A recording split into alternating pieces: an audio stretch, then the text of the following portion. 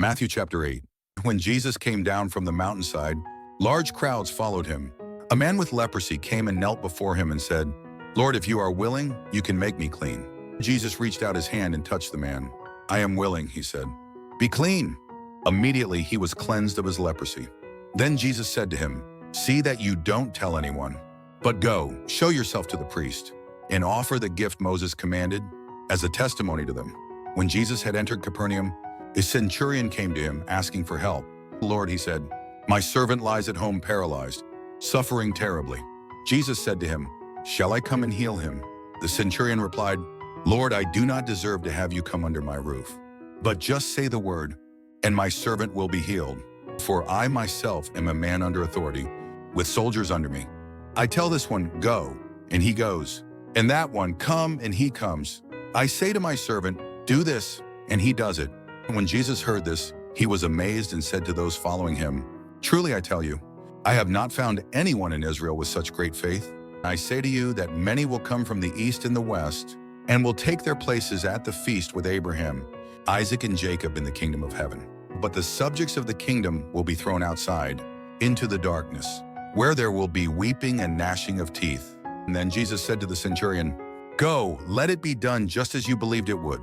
And his servant was healed at that moment. And when Jesus came into Peter's house, he saw Peter's mother-in-law lying in bed with a fever. He touched her hand, and the fever left her, and she got up and began to wait on him. And when evening came, many who were demon-possessed were brought to him, and he drove out the spirits with a word, and healed all the sick.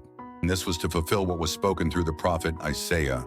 "He took up our infirmities, and bore our diseases." And when Jesus saw the crowd around him, he gave orders to cross to the other side of the lake. And then a teacher of the law came to him and said, "Teacher, I will follow you wherever you go." Jesus replied, "Foxes have dens and birds have nests, but the Son of Man has no place to lay his head." And another disciple said to him, "Lord, first let me go and bury my father." But Jesus told him, "Follow me, and let the dead bury their own dead." Then he got into the boat, and his disciples followed him. Suddenly a furious storm came up on the lake, so that the waves swept over the boat. But Jesus was sleeping.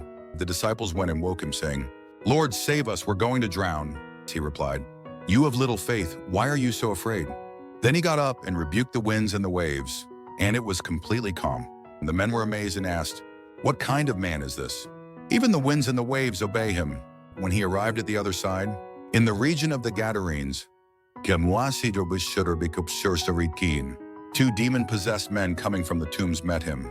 They were so violent that no one could pass that way. "What do you want with us, Son of God?" they shouted. "Have you come here to torture us before the appointed time?" Some distance from them, a large herd of pigs was feeding.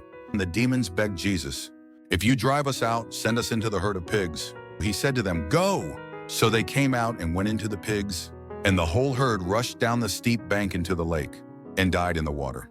Those tending the pigs ran off, went into the town and reported all this, including what had happened to the demon-possessed men. But then the whole town went out to meet Jesus.